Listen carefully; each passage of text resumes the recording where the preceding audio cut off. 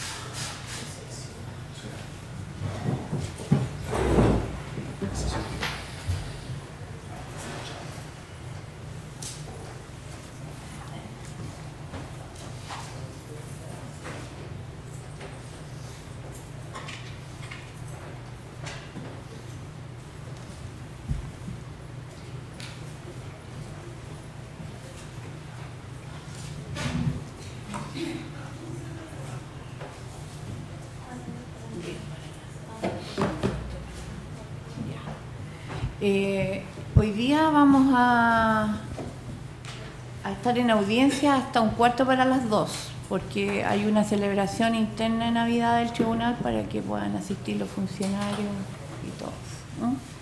Gracias. Señor Gómez, puede proseguir. Muchas gracias, magistrado. Siguiendo con algunas advertencias de hecho que hizo la Fiscalía, otra decía relación al polerón de botillería y comisaría y el reconocimiento que habría efectuado Luis Jara de aquello. Contraargumentaba la Fiscalía en términos de que existe libertad de prueba, por tanto las apreciaciones de Luis Jara son válidas.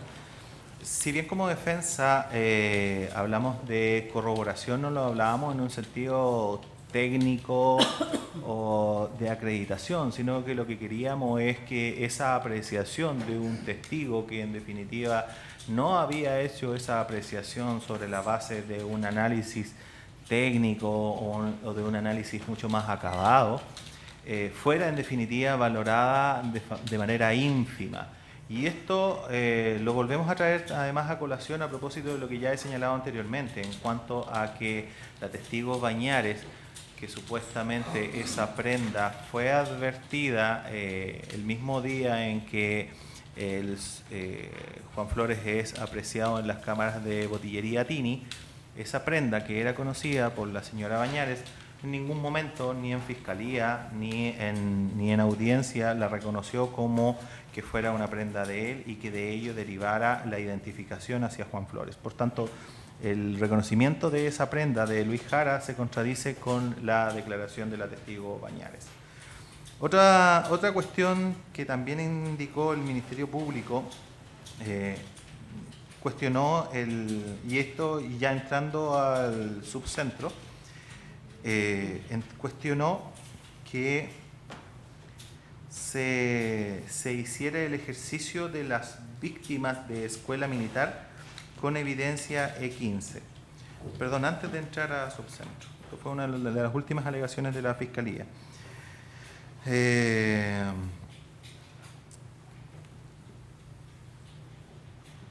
Sobre ese punto, magistrado, respecto de que el ejercicio de las víctimas de escuela militar en relación a la evidencia E15 de comisaría, el Ministerio Público le restó validez, pues no se hizo, según opinión de él, fue un ejercicio que no se hizo con los electroferogramas.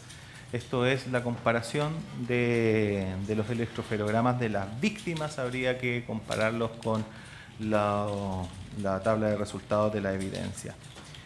Y aquí, su señoría, un tema, porque también fue recogido por el Ministerio del Interior en cuanto a que ese ejercicio no tenía validez por el hecho de que no se había hecho con los electroferogramas.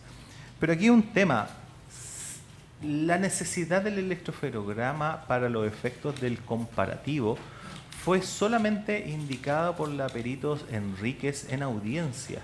La verdad es que en su informe pericial, los informes periciales que la perito Enríquez realizó, que eran de comparativos, en ningún momento esos informes periciales contenían los electroferogramas. Por tanto, cuando ella realiza los comparativos de los perfiles de la evidencia versus los perfiles de las muestras testigos, y esos lo plasma en un informe pericial, si hubiesen sido de relevancia los electroferogramas para los efectos de ese ejercicio, lo que uno entonces habría esperado es que los mismos se encontraran incluidos en el informe pericial. Y la verdad es que ninguno de los informes comparativos contenía electroferogramas. De hecho, tanto es así que no están indicados el número de proyectos, cuántos se realizaron, y de hecho también se advierte que la impresión de los electroferogramas tenían fecha incluso posterior a la de los informes en donde se habían levantado esos perfiles genéticos. Por ejemplo, las impresiones respecto de varias de las evidencias de comisaría tenían una fecha posterior a la fecha en donde supuestamente se habían analizado. Por tanto, aquí a veces nos huele un poco a excusa decir que la comparación se hacía con electroferogramas, y eso es lo que resta validez al ejercicio que hizo la defensa, por cuanto, como quedó demostrado, la perito Sonia Enríquez en sus ejercicios no lo consideró, incluso existiendo en los informes periciales un apartado que dice relación con los elementos tenidos a la vista. Es decir, los informes periciales comparativos tienen un acápite que dice elementos ofrecidos, y se le consultó, y en ese acápite lo que ella refería que era elemento ofrecido eran los informes periciales que levantaban la evidencia, pero no los electroferogramas. Entrando, sí, ahora ya al hecho 3, magistrado subcentro. Se criticó por parte del Ministerio Público el hecho que la defensa dijera en la apertura que el delito era terrorista. Eso quedó en audio. Ahora dice que es terrorista si se logra acreditar que es terrorista, y que esto en definitiva es un argumento circular de la defensa. Magistrado, siempre dije, tanto en la apertura como en la clausura, que no se acreditaría la participación. Y yo creo que eso es lo relevante. Más allá de las calificaciones, más allá de cualquier cosa, el primer argumento de la defensa fue en cuanto a que no se lograría acreditar participación de Juan Flores respecto de Escuela Militar. De manera tal que todas las demás consideraciones vienen de más. Ahora, si bien es cierto, teníamos una propuesta respecto de antecedentes que contaba la defensa y que en definitiva no fueron expuestos en juicio, eso no quiere decir que Juan Flores de ello se suponga sea el autor de los hechos. Por cuanto la prueba igual tiene que valorarse, y tiene que valorarse conforme estándar. Y lo estándar acá es de más allá de toda duda razonable. Nosotros teníamos efectivamente una propuesta, pero era una propuesta que daba cuenta de quién sería el autor. Más allá de eso, más allá de que no hubiésemos rendido prueba de aquello, lo cierto es que para poder suponer participación de Juan Flores respecto de ese hecho, se requiere prueba, y se requiere prueba que cumpla cierto estándar. Y como ya lo analizamos en el alegato de clausura, La prueba del Ministerio Público no dice relación con la presencia de Juan Flores en subcentro, en la instalación del artefacto. Lo único que dice relación, la prueba del Ministerio Público en relación a Juan Flores, es de la presencia de él supuestamente en periferias, o más bien dicho, en espacios que no son subcentro. El rectángulo que se arma sobre la base de las triangulaciones de antenas, las declaraciones de Castillo Mendoza posicionan en definitiva a Juan Flores fuera de Escuela Militar, no adentro. No hay ningún testigo, no hay ningún elemento de prueba que posicione a Juan Flores dentro de Escuela Militar. Y ya lo señalamos, la evidencia da cuenta de que él no es el autor del hecho, principalmente la prueba genética. En la prueba genética, en partes del elemento explosivo, se levantó material genético. Ese material genético está en la base. El día de mañana, está en la base, el día de mañana probablemente se pueda hacer un informe de cotejo y pueda aparecer el autor.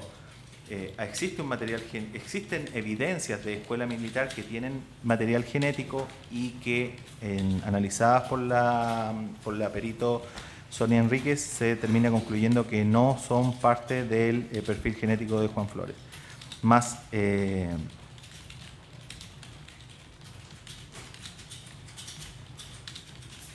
no me acuerdo muy bien si eso fue un dato que lo dijo Sonia Enrique, ahí puedo incurrir en una corrección, dado que ese informe pericial no fue presentado. Sin embargo, sí es cierto que existió evidencia genética que era plausible de comparar y al menos no se ha rendido prueba por parte de la Fiscalía que atribuye la presencia del perfil genético de Juan Flores en esa evidencia.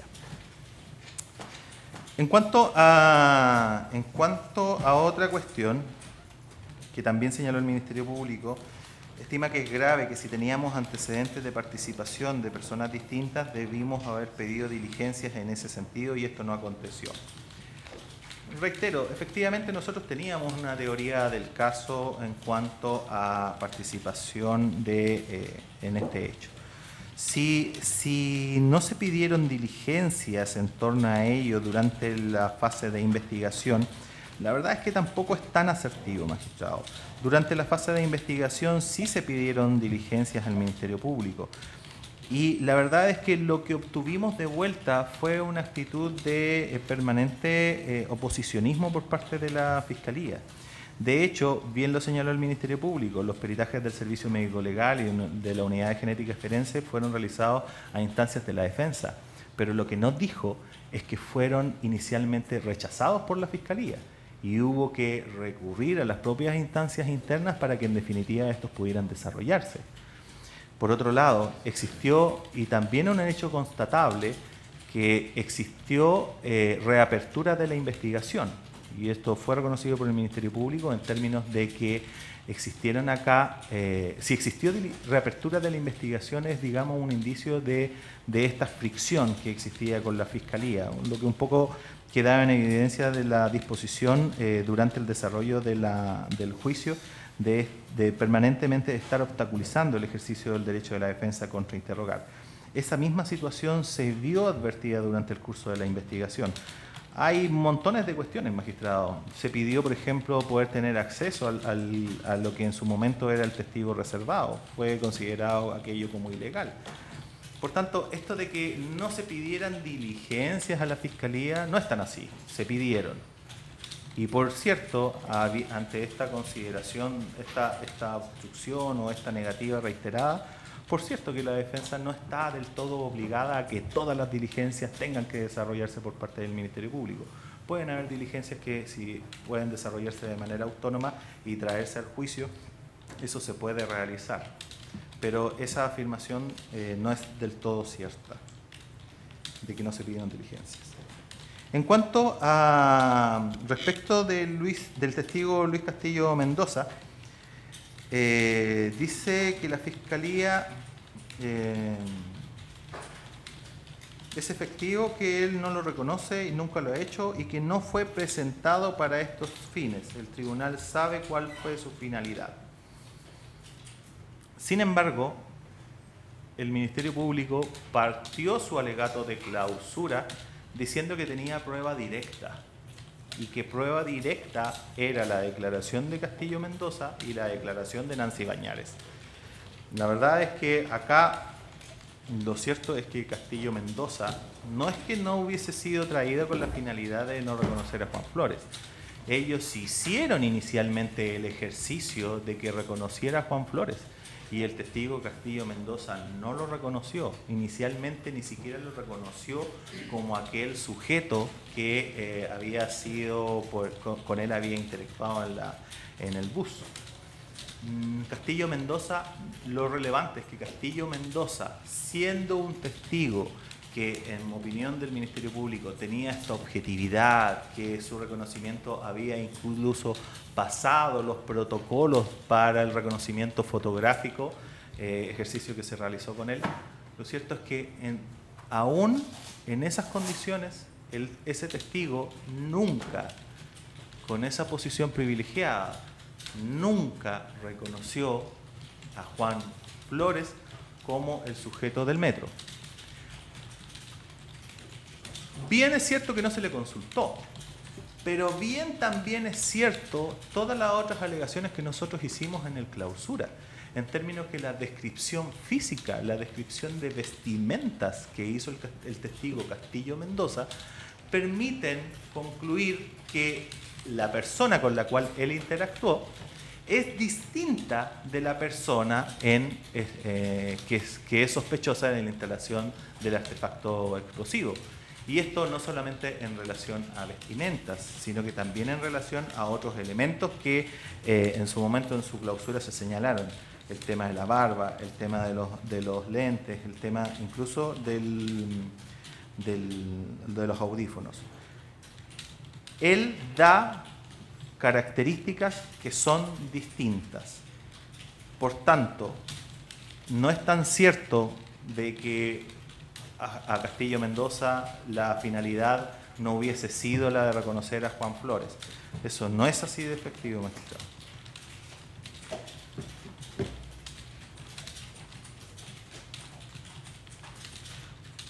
Otro orden de cosas, magistrado, dice relación con que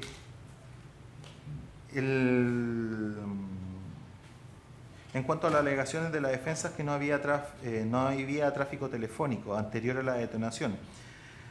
Lo que hacía Juan Flores, señaló en esos momentos, era consultar la hora y utilizar como cronómetro el celular y no para efectuar y recibir llamadas. Esa aseveración también carece de sustento probatorio. No hay ningún testigo que hubiese señalado que en definitiva el sujeto al momento de manipular el celular, el sujeto sospechoso, al momento de manipular el celular, lo fuese para cronometrar o para consultar la hora.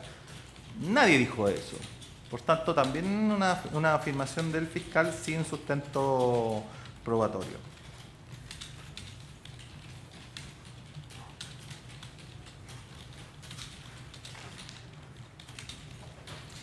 Pasando a otro tema, en relación a las imágenes del recinto penal, su señoría. Respecto de las imágenes del recinto penal, el Ministerio Público argumentó de que en definitiva nosotros estábamos prácticamente solicitando la exclusión. Y de hecho citó una resolución de la Corte de Valparaíso en donde precisamente se hacía alusión a este tema, a la exclusión en etapa de tribunal oral. La verdad es que nosotros nunca hemos señalado que esta sea una etapa de exclusión. Lo que nosotros indicamos es que esa incidencia se había presentado y que para los efectos de coherencia con nuestro discurso la volvíamos, por cierto, a levantar, pero ya no como exclusión, sino que como valoración. Y de hecho nuestra petición era que se le asignara el mínimo valor a ese elemento probatorio, por cuanto efectivamente existen aquí vicios en esa prueba. Y el argumento, magistrado, la verdad es que es de texto, es una regla, no hay que buscar cuál es el fundamento o el sustento, porque está la regla del artículo 226 y la regla del artículo 226 es clara, es grabación entre presentes. Nada dice la norma respecto de los argumentos que el Ministerio Público enarbola, de esto que supuestamente en el ámbito penitenciario existe un margen de intimidad o no existe un margen de intimidad, o que sería una norma solamente disponible para recintos privados. La verdad es que nada dice la norma a ese respecto. Por otro lado, citó el Ministerio Público normas y disposiciones reglamentarias que hacen alusión a que precisamente al interior de los establecimientos penitenciarios existen estas cámaras de seguridad y que el propósito son las medidas de seguridad, como medida de seguridad. A ese respecto, magistrado, la verdad es que nosotros como defensa nunca en ningún momento cuestionamos que las medidas, o sea, que al interior de los recintos penitenciarios no puedan existir cámaras de seguridad. Todo lo contrario, es un hecho que es absolutamente constatable. Existen las cámaras de seguridad.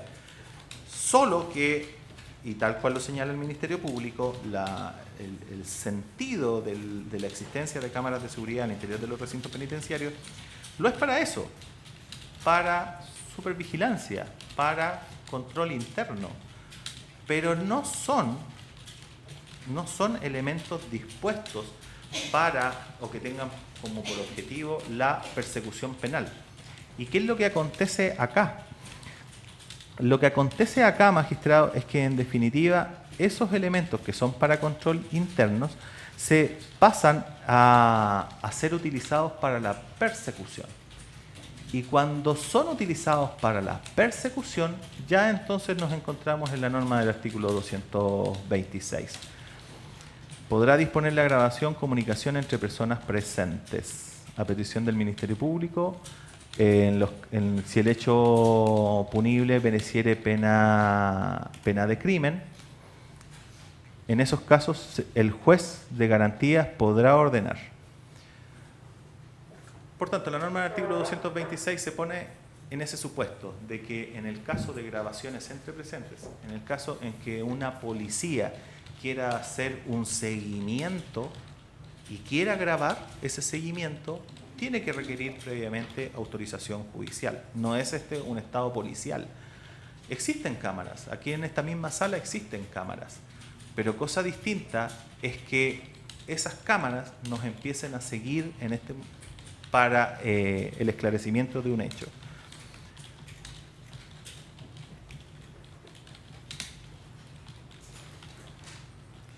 Acusa que la defensa no quiere un análisis conjunto, sino un análisis parcial.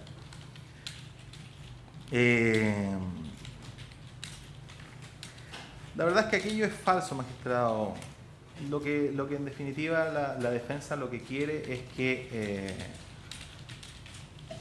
así como el Ministerio Público hizo un símil del automóvil y de sus piezas, nosotros también hacemos un símil en términos de que los elementos de prueba no basta con que sean heterogéneos y que nos presenten la prueba como 1 kilo de distintas frutas. Hay manzanas, hay peras, hay duraznos. Los elementos pueden ser heterogéneos. Lo que no pueden ser es que estén descompuestos, que estén podridos. Y eso es de alguna manera lo que la defensa en sus alegaciones ha permanentemente cuestionado, de que hay elementos de prueba que la Fiscalía los pretende constituir como un indicio de algo, pero ese indicio está podrido.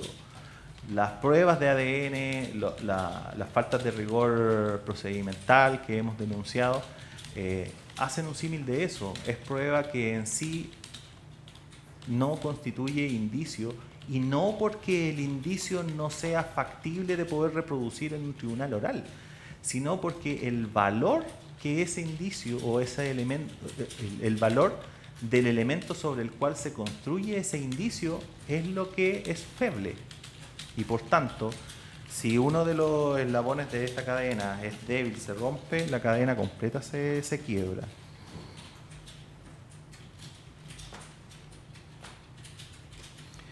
Y en este sentido, magistrado, también traigo a colación la cita que mi colega hizo de López y Horvitz. Los juicios criminales son búsquedas unilaterales de la verdad que responden a una pregunta. ¿Es el imputado con certeza culpable? Si la respuesta es sí, el imputado es condenado. Si la respuesta es probablemente sí, posiblemente no, o cualquiera otra distinta de un inequívoco sí, el imputado es absuelto. Reitero, la prueba indiciaria se construye de distintos eslabones. Si uno de esos eslabones no se construye con un elemento de prueba que tenga sustento, la cadena completa se rompe. Y eso es de alguna manera lo que la defensa ha expuesto. Acá los elementos que trajo el Ministerio Público, varios de ellos tienen defectos procedimentales. Ya lo señalamos respecto de la prueba de ADN, pero también existen otros. Y en ese sentido me cuelgo de lo último que también dijo el Ministerio Público. Los elementos que trabajaron Bustos, García y Mendizábal son sólidos como su metodología. Y aquí quiero extenderme y hacerme un poco de lo que mi colega Washington Lizana trajo en su réplica a propósito de los elementos para valorar los informes de ADN. Porque los mismos también son replicables para cuestionar el rigor metodológico en los informes de marcha y en los informes comparativos de pólvora. A ese respecto, magistrado, la verdad es que nosotros durante el curso del juicio oral también muchas de nuestras contrainterrogaciones apuntaron a eso. Y con esto estoy entrando en un tema que es bastante relevante, que dice relación con la existencia de la ciencia basura o de la ciencia chatarra. Existe en el ámbito del conocimiento científico pretensiones de ciencia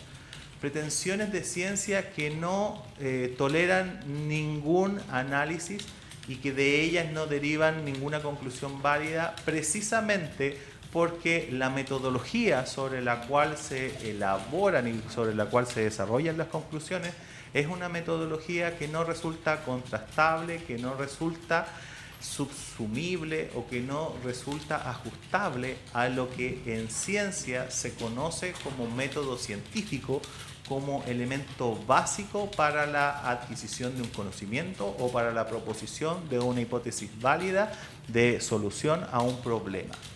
El conocimiento científico, el método científico, es el elemento base de la ciencia.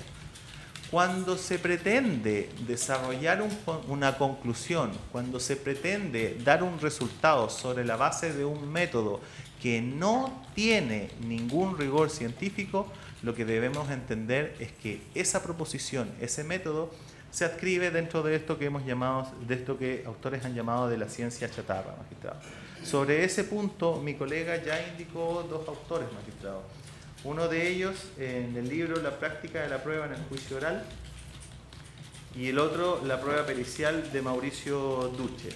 En el último, en la prueba pericial de Mauricio Duche, se habla precisamente de, a propósito de la confiabilidad de los peritajes. Duche analiza este tema trayendo a colación los estándares d'Aubert. Y los estándares d'Aubert fueron consultados a una de estas peritos, la perito Vivian Bustos.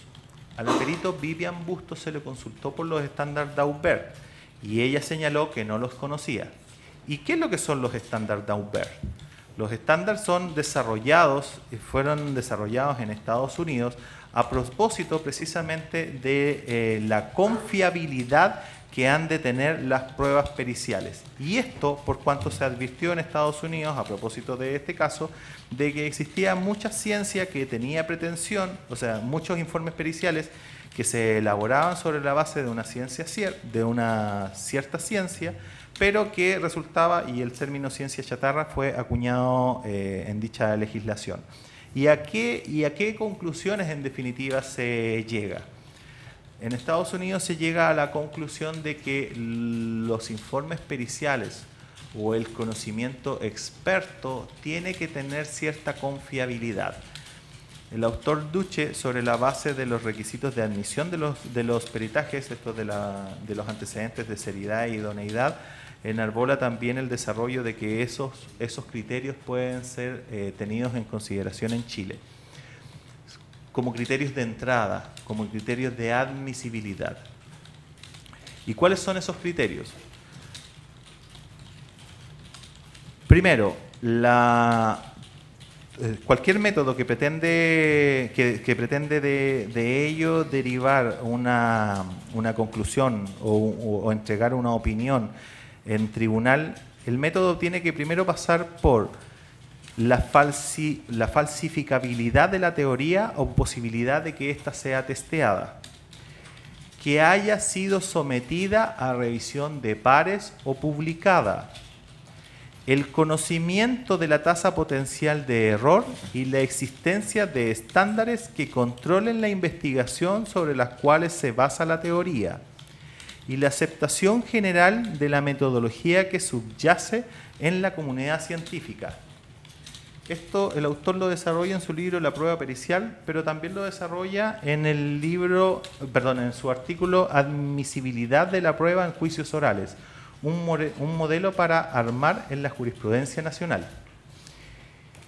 Y si bien él lo desarrolla a propósito de los criterios de admisibilidad, al momento de hablar sobre la confiabilidad de los mismos, señala lo siguiente, y esto es la página 81 de este paper que he citado.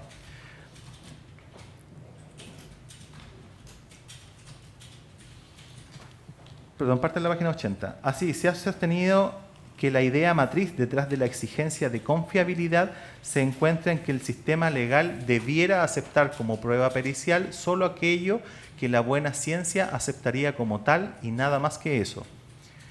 Y aquí lo destacable, con ello se quiere enfatizar que los jueces no deberían tomar en consideración para resolver los casos aquello que ni siquiera en la disciplina a la que pertenece el experto se considera como un conocimiento asentado o incluso válido.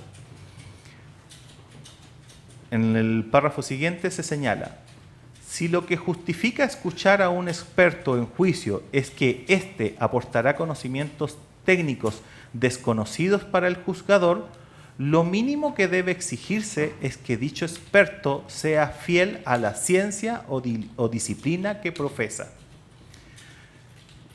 Acá, si bien el autor habla de los criterios de admisión, en estos dos párrafos él nos habla en definitiva de cómo debemos valorar. Y la verdad es que estos criterios de admisión son también válidos a la hora de valorar. Y de hecho, tanto es así que en el libro que mi colega Washington citó, Práctica de la prueba en juicio oral, también se contiene un capítulo que él lo citó: ¿qué estándar de calidad debe reunir una prueba científica para su valoración en el tribunal oral? Por Manuel Miranda Estrampes, de la página 357 en adelante. Pero ¿qué es lo que yo destaco? Es que el autor también señala que estos criterios de admisibilidad pueden ser considerados a la hora de valorar y que la legislación así lo permite. En efecto, y para ello de la página 366 se señala: para el caso que la prueba científica haya sido admitida y practicada en el juicio oral, su valoración judicial no puede prescindir tampoco de los estándares de calidad referidos, los mismos estándares que ya señalé. Como he indicado en el artículo 297, inciso primero del Código Procesal Penal, se permite como criterio de valoración a los conocimientos científicamente afianzados. Pues bien, la determinación de lo que en cada caso constituye un conocimiento científicamente afianzado debería realizarse con arreglo a los criterios antes expuestos. Por tanto, los estándares de calidad actuarían en este momento como criterios de valoración judicial de la prueba científica, dotando de contenido al principio de libre valoración de prueba que consagra dicho precepto.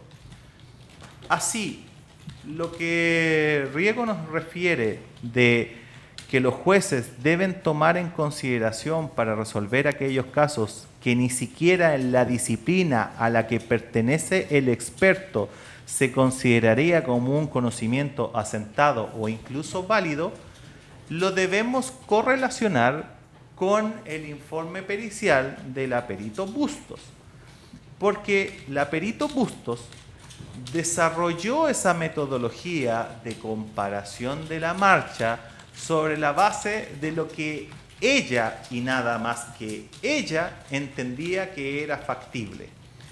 Toma elementos que no son parte de la ciencia de la cual ella profesa. Ella es tanatóloga, sus clientes por lo general están arriba de una camilla.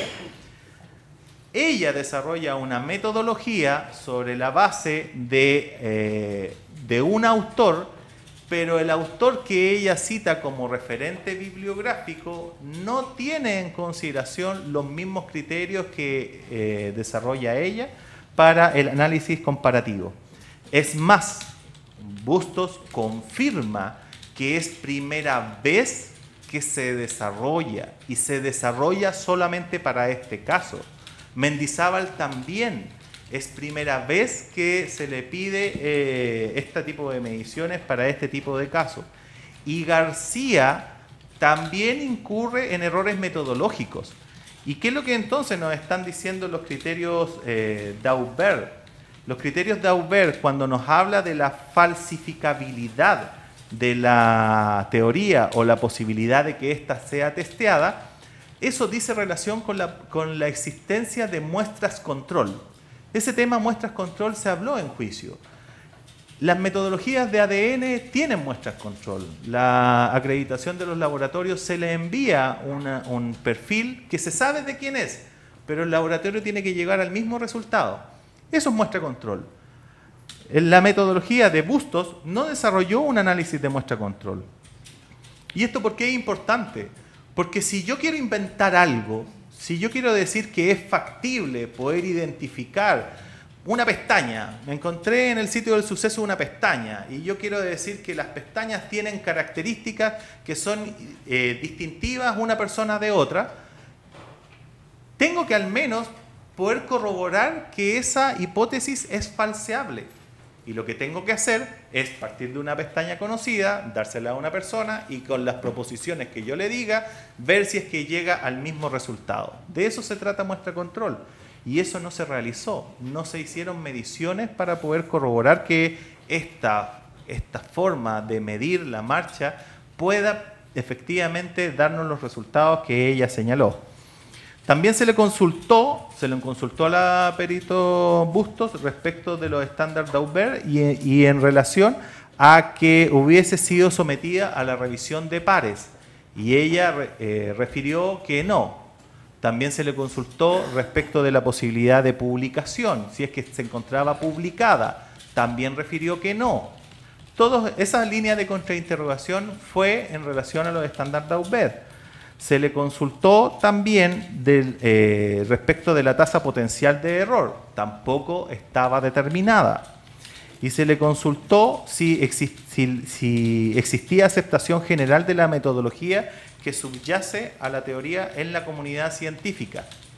Y la verdad es que ella reconoce que en términos de comunidad científica lo había conversado con un doctor y se la había encontrado muy buena. Pero la verdad es que cuando hablamos de aceptado en la comunidad científica, es más allá de lo que un doctor le diga.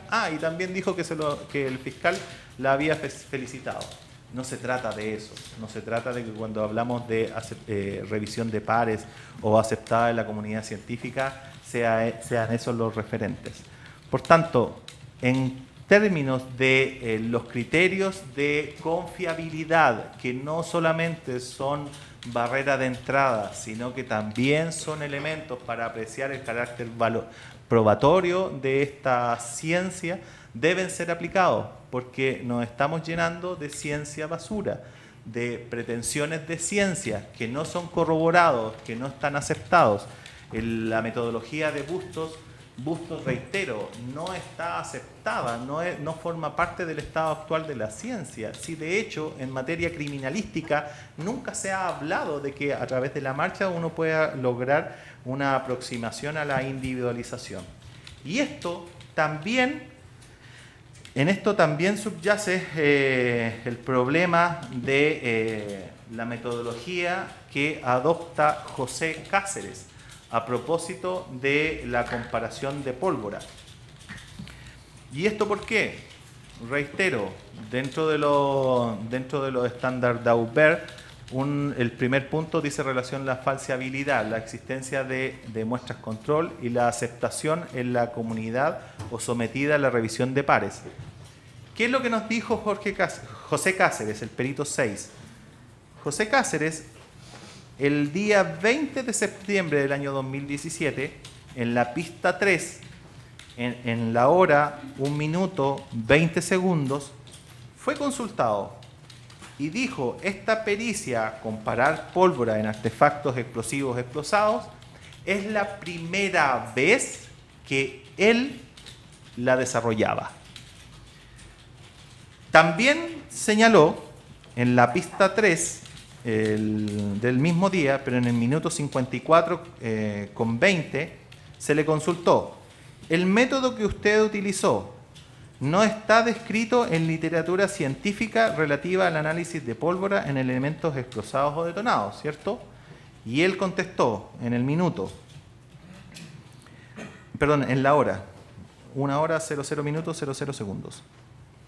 No sabe si está descrita, pero como científico puede hacer su propio método. Eso es lo que la Fiscalía nos trae, su señoría, que aquí personas inventan su propio método y eso lo pretenden supuestamente decir que es el estado del arte respecto de esa materia. No existe validación, no existe publicación, no existe control, no existe nada. Ellos inventan su propio método. Y en la hora con 10 con 20 segundos refiere que tampoco tenía experiencia previa con pólvora negra de artefactos explosivos, con pólvora negra artesanal. Su experiencia previa era en relación a pólvora de fuegos artificiales.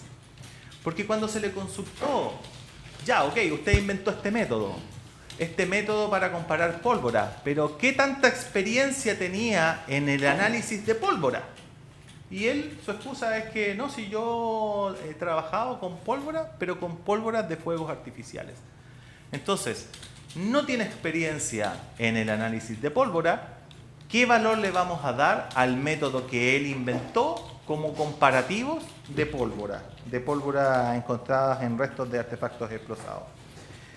Respecto de esto, su señoría, la Fiscalía no se hizo cargo de ninguna de las críticas de fondo que planteamos, ni de los peritajes de marcha, de los problemas metodológicos, de los problemas procedimentales, ni tampoco de los problemas que el comparativo de pólvora presentaba.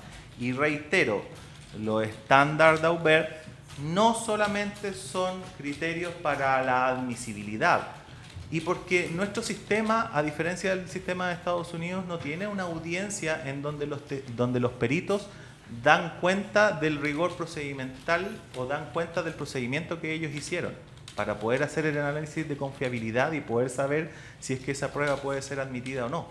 Nosotros la verdad es que lo único que tenemos es que nos entregan el informe pericial y nos entregan los antecedentes de idoneidad. Y muchas de las cosas vienen a ser incluso plasmadas en audiencia, ni siquiera constan en el informe pericial. La perito Bustos no dejó consignada cuál era la revisión bibliográfica del tema. Y resulta que la revisión bibliográfica era parte de la metodología y ella no lo consignó. Y solamente en audiencia, cuando se le consultó, pudo referir 3 autores, o sea, 3 áreas. Lizama, otras del ámbito de seguridad, accidentes del trabajo y otro deportivo. Y cuando se le entró el detalle, tampoco se verificó que esos 2 últimos al final no le habían servido. Por tanto, magistrado, solamente para concluir respecto de este tema que me parece muy relevante, no permitamos que ciencia basura empiece a llenar nuestras salas de audiencia. Las posibilidades que tenemos nosotros los intervinientes de poder controlar eso en las instancias previas, la verdad es que son ínfimas, porque muchas veces la evidencia de los problemas procedimentales quedan en audiencias de juicio oral. Por tanto, los mismos criterios son, de hecho así lo plantea el autor, son también utilizables a la hora de valorar por precisamente la regla de la valoración conforme a las máximas de la experiencia. En ese acápite es factible poder incorporar esos estándares de valoración. Pasando ahora, magistrados, a otros intervinientes que también realizaron cuestiones o controversias, se encuentra el Ministerio del Interior.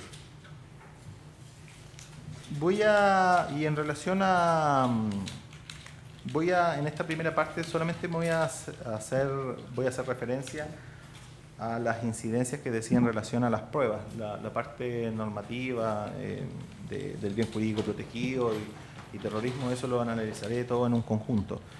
Pero el Ministerio del Interior también hizo críticas al ejercicio que realizó la defensa en torno a las víctimas del subcentro con evidencia engañosa, consideró él, o un ejercicio engañoso lo consideró por cuanto se había realizado sin los electroferogramas. Ya lo señalé antes, solamente complementar que el informe pericial 941 del 2016 fue el primer informe pericial con el cual se partió el análisis comparativo de perfiles, y la verdad es que la perito Sonia Enrique refirió que para los efectos de ese informe pericial solamente se tomaron las tablas. Por otro lado, ya he señalado, no se señaló en ninguno de los informes comparativos que se usaran los electroferogramas. Y reitero que los informes periciales tienen un apartado que dice los elementos ofrecidos y ahí no se alude a ningún electroferograma. Por tanto, esto de engañoso, de que no se haya efectuado la comparación, la verdad es que me parece que más bien exigir electroferogramas cuando no existe evidencia que se hubiesen utilizado es el punto que la defensa destaca. Otro tema que también aludió el Ministerio del Interior decía relación con las zapatillas. Dijo que las zapatillas encontradas de este tipo se venden múltiples y que no existen elementos para diferenciar. O sea, en cuanto a mis alegaciones de que las zapatillas eran distintas, la verdad es que él plantea de que no era una afirmación muy válida por cuanto las zapatillas de esas características se venden muchas en el mercado. Bueno, pues bien, precisamente de eso se trata, de que en definitiva el elemento sobre la cual, o una prueba, el peritaje de la perito Mendizábal, que supuestamente encontraba algunas similitudes en una zapatilla encontrada en la casa de los imputados con la del sujeto sospechoso de los domínicos, me cuelgo de las palabras del Ministerio del Interior. Efectivamente, ese tipo de zapatilla es común. Por tanto, encontrar esa tonalidad en el sujeto sospechoso de los domínicos y de ello derivar supuesta similitud, la verdad es que poco valor en cuanto a generar convicción de participación. Sin embargo, sí contradigo al Ministerio del Interior en cuanto a que no existieran elementos para diferenciar. Porque la zapatilla E19 o la evidencia E19 que se incorporó como otro medio de prueba 459, perdón, la zapatilla encontrada en la casa de los imputados y que de hecho tuvimos oportunidad, la perito Mendizábal tuvo oportunidad de analizarla, tenía en la parte delantera, en la lengüeta, tenía un elemento que ella misma describió como reflectante. Y ese elemento reflectante en la lengüeta no se aprecia en los videos de los dominicos. Y ella también lo corroboró a consultas de esta defensa. Ella corroboró que la lengüeta tenía un elemento que podía ser reflectante y también corroboró que esa situación no fue advertida, o sea, el elemento reflectante no fue advertido en la parte delantera del calzado del sujeto sospechoso de los dominicos. Y también lo que ya dije en el clausura, de que el sujeto de la botillería, su calzado tenía también un elemento reflectante, pero en la parte posterior. Y la zapatilla encontrada en el sitio del suceso, en la casa de los imputados, no tiene ese elemento reflectante en la parte posterior.